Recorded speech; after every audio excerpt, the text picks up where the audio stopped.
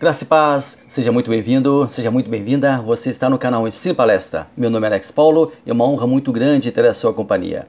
Nós hoje vamos fazer uma aula um pouco diferente. Nós, devido a algumas agendas, devido também ao trabalho acumulado no meio secular também, o trabalho profissional está exigindo bastante, então nós estamos, na verdade, fazendo algo que nós não gostaríamos. Nós estamos colocando o vídeo entre quinta e sexta-feira e nós não queremos que o vídeo seja publicado entre quinta e sexta. Eu gostaria que o vídeo fosse publicado no máximo na quarta-feira. De repente, tentar antecipar ainda para terça-feira. Então nós estamos trabalhando, eu e toda a minha equipe, né, formada por Alex Paulo e o Alex Paulo também. Então nós estamos trabalhando para tentar com que o vídeo chegue mais próximo do início da semana. Nós estamos trabalhando para isso, né, para que o vídeo ele chegue antecipadamente até você. Bom, antes de começar aqui, eu quero mandar um abraço para os meus irmãos ali da Congregação Maringá, a minha querida Maringá, minha igreja-mãe, onde estivemos no último domingo pela manhã falando sobre tribulação e grande tribulação. Quero mandar um abraço para o pastor Michael Oliveira, que é o pastor local ali da Maringá, também o segundo pastor, presbítero Ronaldo Machado, terceiro pastor também, presbítero Juarez Piccolo, e também para o meu querido amigo, presbítero Douglas Mesquita, que é o coordenador da IBA, ali na Congregação Maringá. Estivemos ali e sempre muito bem recebidos, uma congregação maravilhosa, e aprendemos juntos sobre a palavra de Deus. E no próximo domingo nós estaremos ali na Congregação Santa Bárbara, ministrando a aula que eu estou gravando agora. Vamos ministrar ali na Congregação Santa Bárbara. Então, esse vídeo vai ser um pouco diferente. Eu estou tentando fazer algumas modificações. Até eu vou dar uma melhoradinha aqui no ângulo, se você me permitir. Beleza, vai ficar melhor. Isso, acho que agora ficou melhor. E também nós estamos trabalhando para que a iluminação ela seja mais qualificada. Então já estamos com um projeto de iluminação aí. Enfim, tentando ajustar aqui para que você tenha o melhor material. O vídeo de hoje vai praticamente sem edição também, para que a gente possa otimizar o tempo e colocar ele ainda, né, se Deus quiser, nesta quinta-feira. Bom, vamos lá então? Vamos ao nosso vídeo? Vamos à nossa aula? Vamos então à lição número 6.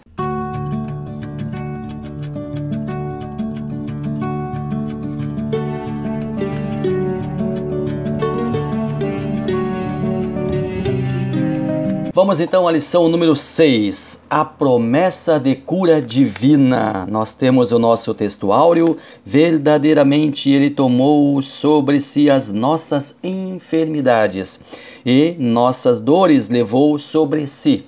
E nós o reputamos como aflito, ferido de Deus e oprimido. A nossa verdade prática: Jesus é o médico dos médicos e não há enfermidade que ele não possa curar.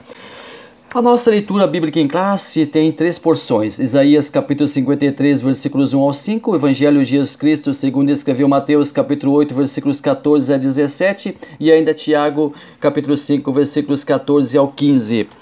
E essa leitura é importantíssima que você faça para que tenha um pano de fundo para o tema deste assunto, que é promessa de cura divina. Bom, na semana passada nós trabalhamos com a principal das promessas, a mais primordial, a mais importante de todas as promessas, a imprescindível promessa da salvação.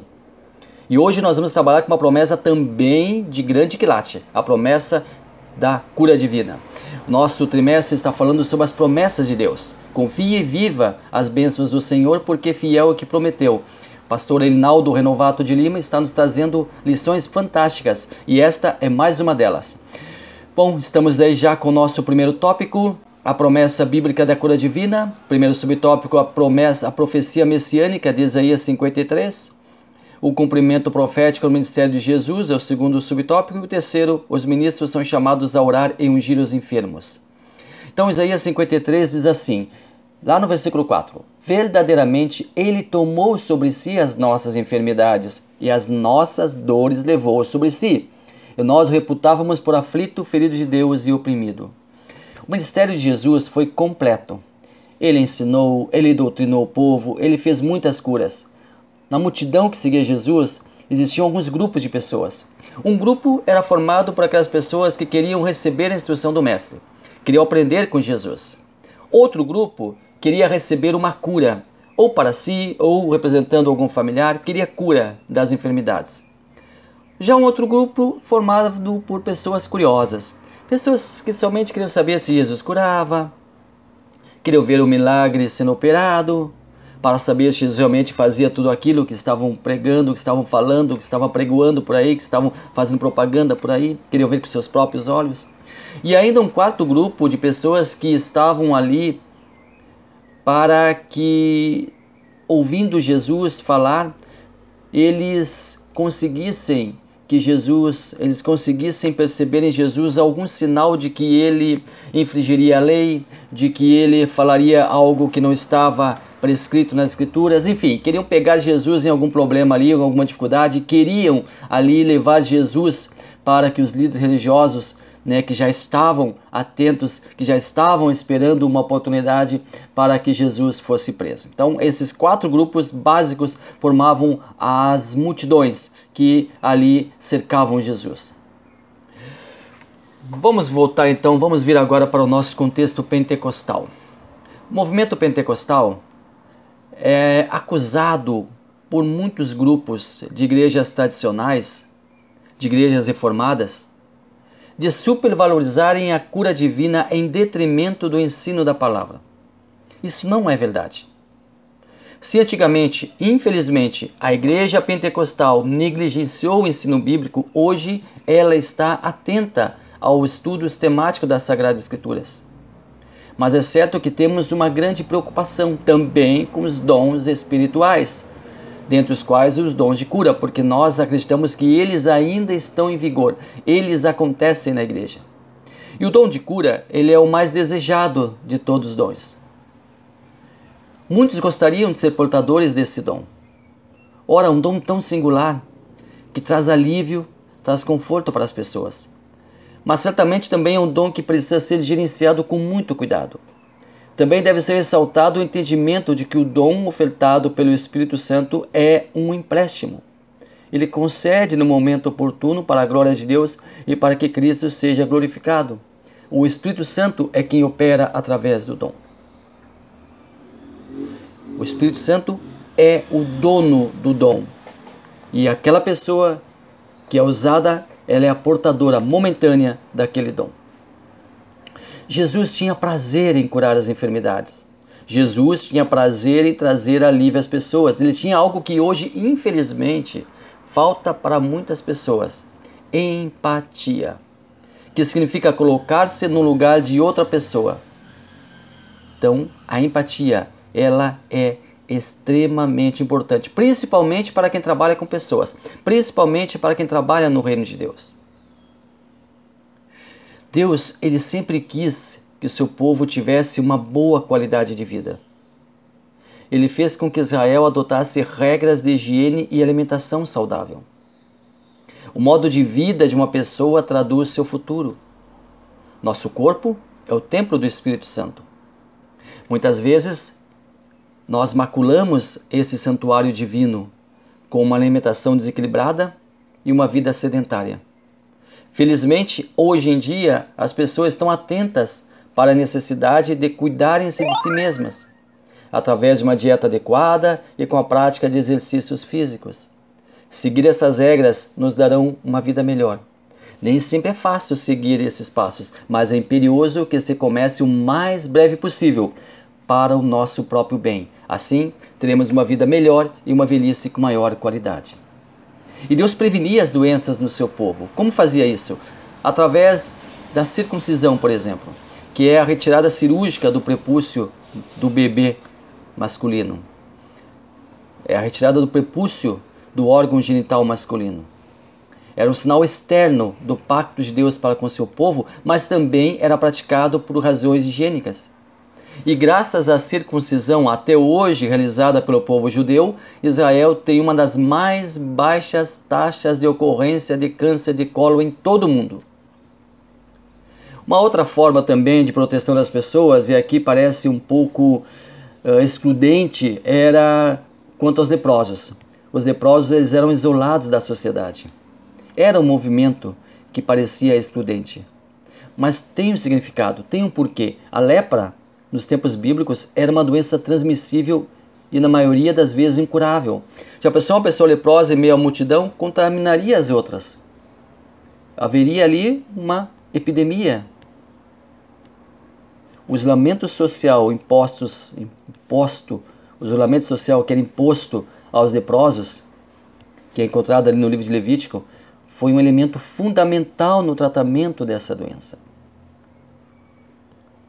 A mulher, por exemplo, no seu ciclo menstrual, ela não poderia ficar, ela tinha que ficar também, tinha que ficar separada também. Por que isso?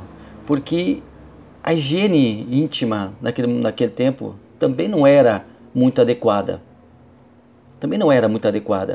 Então, poderia também haver um processo infeccioso. Então, nós não podemos julgar o que aconteceu ontem com as lentes de hoje. Nós temos que ter esse cuidado, porque nós temos que verificar a cultura da época, as dificuldades da época, as limitações da época. Nós temos que cuidar para nós não tropeçarmos no que chamamos de anacronismo, que é julgar o passado com as lentes de hoje. Isso não pode acontecer. A medicina levou muito tempo para ser evoluído. Muito tempo mesmo. No tempo apostólico, os crentes acreditavam em milagres. Realmente acreditavam e realmente aconteciam os milagres. No período medieval, compreendido do 5º ao 15º século, também chamado de Idade Média, período conhecido como Escolástica, período conhecido como Idade das Trevas, acreditava-se também nos milagres do passado. Havia divulgação também, infelizmente, de falsos milagres. Foram 1000 anos de propaganda de falsos milagres também. Então, havia essas propagandas, havia já essas fake news naquele passado. No período da Reforma, acreditava-se nos milagres do passado também. Mas tinha uma dificuldade muito grande em aceitar a contemporaneidade dos milagres. Não haviam registros históricos desses milagres. Os reformadores não conseguiram acreditar em milagres contemporâneos, pois há 1000 anos se faziam propagandas de milagres enganosos, então achava-se que ainda essa mentira perpetuava. Já no período contemporâneo, acredita-se hoje nos milagres do passado que aconteceram antes e a abundante divulgação de milagres no presente, principalmente dentro das igrejas neopentecostais. Relatos de curas milagrosas também nas igrejas pentecostais. Muitas curas atribuídas não possuem evidências ou comprovação. E muitas denominações usam a cura divina como marketing religioso. Então tem também que ter esse cuidado.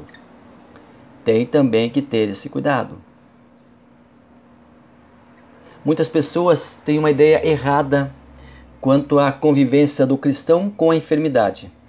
A cura sempre é desejada, mas nem sempre é uma realidade. Muitos personagens da Bíblia, com um histórico de convivência, de intimidade com Deus, ficaram enfermos. Exato. E nem por isso deixaram sua fé ou tiveram seus ministérios inferiorizados. Paulo, por exemplo, tinha um chamado espinho na carne. Alguns dizem que é problema nas vistas, outros dizem que é uma malária, outros dizem que pode ser alguma outra enfermidade, mas ele tinha esse problema na carne. Esse espinho que incomodava ele. Está lá na segunda carta de Paulo aos Coríntios 12, 7 ao 9. Timóteo, discípulo de Paulo, também tinha um problema de fortes dores estomacais. Está lá na primeira carta de Paulo a Timóteo, capítulo 5, 23. A cura divina está presente no ministério de muitos personagens bíblicos. A cura sempre foi um ato maravilhoso da graça de Deus que esteve presente no ministério de grandes homens que estiveram a serviço do Pai. Existem muitos exemplos de milagres. Jesus, por exemplo, quantas curas Jesus operou? Paulo também operava. Pedro também era um canal de cura. Homens cheios do poder de Deus. No Antigo Testamento nós temos, por exemplo, a cura do rei Ezequias, lá em 2 Reis, capítulo 20. Nós temos a cura de Naamã, lá em 2 Reis também, no capítulo 5. No Novo Testamento nós temos Pedro e João, lá no início de Atos, chegando ali para que um homem à Porta Formosa, através da oração deles, fosse curado. Antes, nos evangelhos de Jesus Cristo promovendo as suas curas. Enfim, a cura está em toda a Escritura. E como a igreja ela lida com as enfermidades? Nós temos a chamada teologia da prosperidade. Desde a queda do homem, no Jardim do Éden, a doença, a enfermidade, dentre outros malefícios, vieram do chamado pecado original, que é uma triste herança deixada pelos nossos primeiros pais. E essa herança passou a coabitar com o ser humano. Mas muitas igrejas, muitas denominações não admitem uma pessoa doente, não admitem que uma pessoa fique doente. Seus líderes levam o povo a pensar que se uma pessoa sofre, ela está sendo castigada por Deus, punida por Deus. Fez algo reprovável e está pagando pelo erro. Essa corrente teológica, teologia da prosperidade, é a principal defensora desse ponto de vista. Defende que a saúde e a riqueza, elas caminham lado a lado. E algumas doutrinações dessa teologia. Os cristãos não podem sofrer reveses financeiros e de saúde. Os cristãos não precisam ficar cativos das enfermidades. O cristão não pode ser nem pobre e nem doente. Quem deseja que seus filhos desfrutem de suas bênçãos, precisam que eles entendam também que não podem ficar doentes.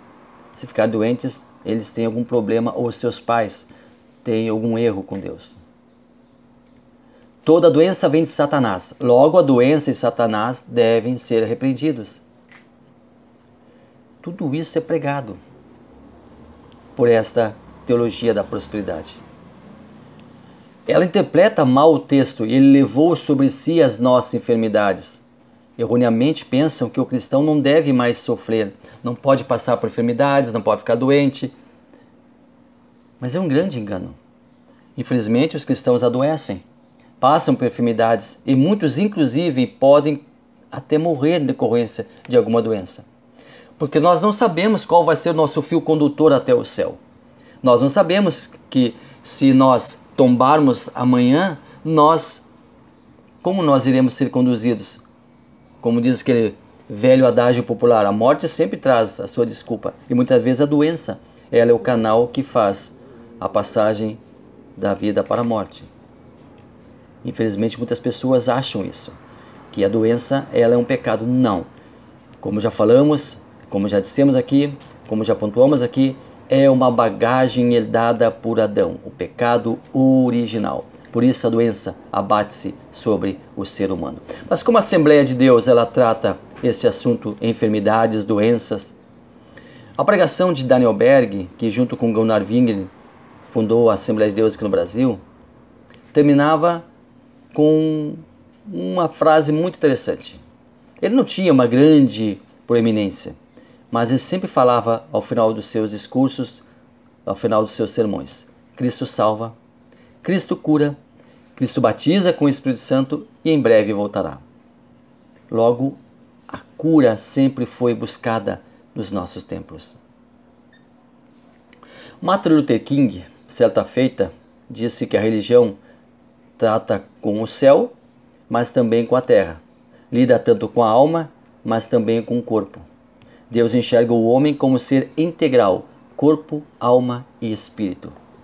Lá no século XVII, existiu um movimento chamado pietismo, que dava uma imensa ênfase à salvação da alma em detrimento do bem-estar do corpo. O importante era a alma. A salvação não incluía o corpo físico. E esse movimento absorveu o resquício da chamada filosofia grega, que considerava a morte como a libertação da alma da prisão do corpo. A filosofia grega entendia a matéria como essencialmente má, enquanto que a alma era essencialmente boa. A palavra de Deus não confirma esse entendimento e discorda frontalmente dessa perspectiva. Deus se importa tanto com a parte física quanto com a parte invisível do homem, tanto que o nosso corpo recebe o solene título de Santuário do Espírito Santo. Uma das mais belas passagens do ministério de Jesus foi a cura de Lázaro, que era um grande amigo seu. Lázaro, suas irmãs Maria e Marta, era uma família que cuidava de Jesus. Quando Jesus estava em Betânia, Jesus pousava na casa deles, era um grande amigo, mas mesmo sendo amigo de Jesus, ele ficou doente e foi a morte, veio a falecer. E Jesus, nós conhecemos a história, foi lá e curou ele. Ou seja, mesmo né, sendo amigo de Jesus, mesmo sendo cristão, trazendo para os dias de hoje, mesmo sendo crentes, trazendo para o dia de hoje, mesmo sendo pessoas boas, trazendo para os dias de hoje, nós poderíamos ficar doentes e até mesmo morrer. Isto faz parte da nossa natureza. Mas é claro que Deus também pode ressuscitar. E nós seremos ressurretos por ocasião do arrebatamento da igreja. Aí nós seremos ressurretos. Mas isso é um outro assunto muito interessante que nós já trabalhamos aqui também nos nossos vídeos. Está gostando do vídeo? Está sendo interessante? Está ajudando você? Comente ele. Compartilhe ele. Leve ele para mais pessoas. Inscreva-se no canal e deixe também a sua curtida. Isso nos ajuda bastante. O nosso segundo tópico, origem e consequência das doenças no mundo. A origem das doenças no Éden, pecado original. Ali no Éden veio o pecado original e trouxe essa bagagem que hoje é perpetuada por todos. Todos nascemos com o pecado original. Todos pecaram e destruídos estão da glória de Deus. A consequência do advento da doença, a enfermidade. E a doença traz tristeza, a doença traz dor, mas Deus nunca quis nada disso. Infelizmente veio com o pecado original. A proliferação de doenças. E a revista nos fala, o pastor Lenaldo nos fala, não somente das doenças físicas, mas também das doenças psicossomáticas, as doenças mentais, as doenças psicológicas. Por exemplo, uma doença emocional que está levando inclusive pessoas ao suicídio, à depressão. Nós temos que ter cuidado, porque é um assunto muito sério. E se pudermos ajudar uma pessoa que está num estágio de depressão, vamos fazê-lo.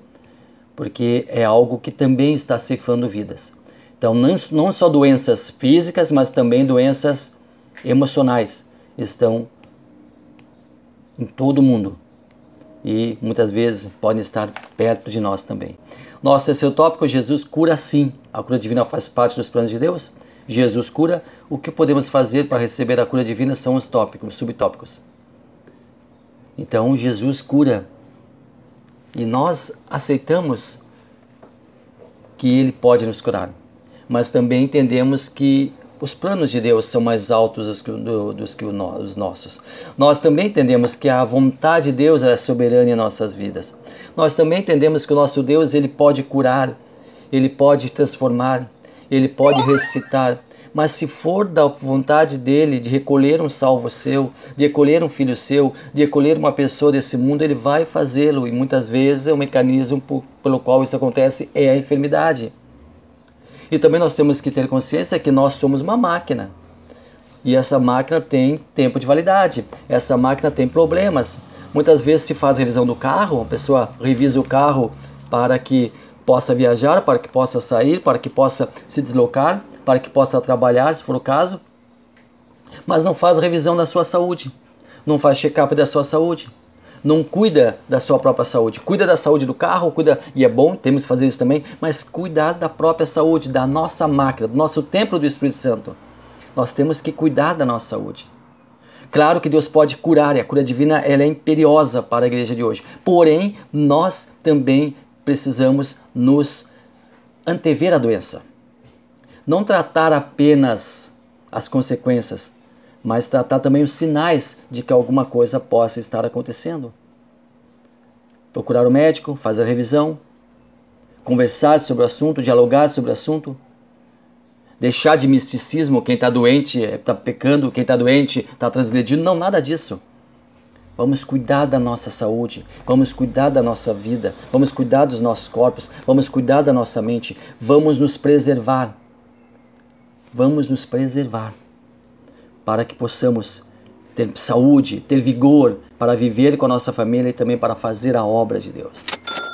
Muito obrigado pela sua companhia até aqui, muito obrigado por você ter estado no nosso vídeo. Gostaria de convidar você, caso não é inscrito, se inscrever. Venha também para a nossa família Cine Palestra, e você que sempre está conosco, muito obrigado. Deus abençoe maravilhosamente a sua vida.